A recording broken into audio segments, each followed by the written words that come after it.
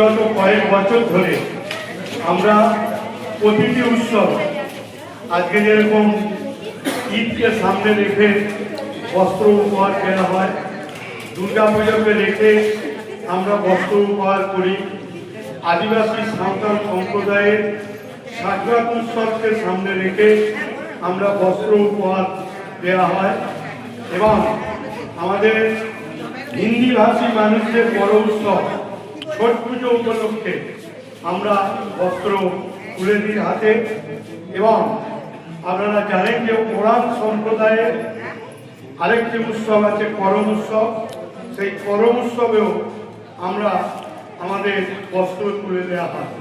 এইসব উৎসবগুলো আমাদের এইসবের বড় উৎসব বলেই আমরা পরিগণিত করি এবং এই বড় উৎসবে সকলেই জামা কাপড় নতুন পরে, তাই সামান্য এই উপহারের মধ্য দিয়ে উৎসবের দিনে যাতে মুখে অ্যাকচুয়ালি হাসি ফুটে আমি আপনাদের প্রত্যেককেই ধন্যবাদ জানাবো আর অনুরোধ করব আপনারা উঠবেন না।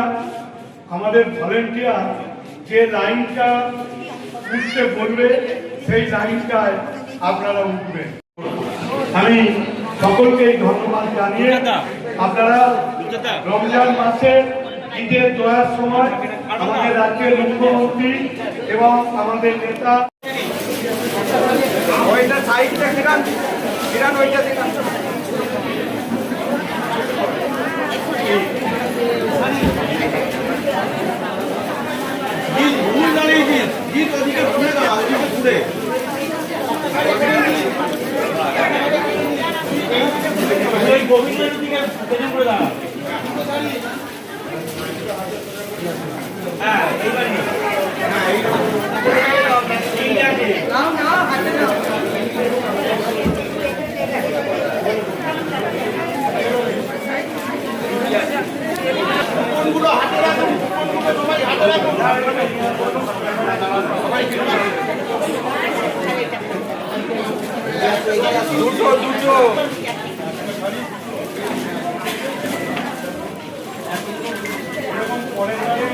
এমন ব্যবস্থা নেই, বুঝলে তো?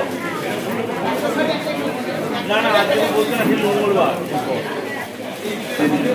হ্যাঁ, মঙ্গলবার বলিয়েছি না আমি অন্য কোনো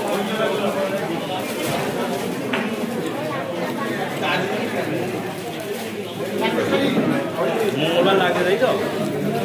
তুমি আমাকে একটু আমাদের সিঙ্গুর বিডিও অফিসের হলঘর থেকে আমরা আজকে ১,৫০০ বস্ত্র দিলাম। আর এরপরে আমরা বড়তাজপুর হাই স্কুল থেকে, সেখান থেকেও আমরা প্রায় ৮০০ মানুষকে দেবো এবং বোড়া মধুসূদন স্কুল থেকে সেখান থেকেও ৮০০ মানুষকে দেওয়া হবে পবিত্র ঈদ উপলক্ষে। আর গতকাল আমরা হরিপালে আমরা ৪,০০০ বস্ত্র আমরা প্রদান করেছি।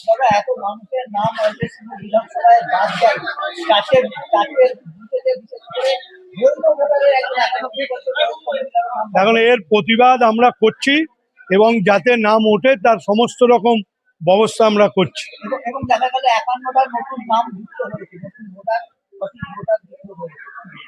দেখুন, আমরা জানি যে এসআর এর মাধ্যম দিয়ে তারা বৈধ ভোটার কেটে পিতন দরজা দিয়ে পশ্চিমবঙ্গে ক্ষমতা আসার চেষ্টা করছে বিজেপি, তবে তাদের এই উদ্দেশ্য সফল হবে না।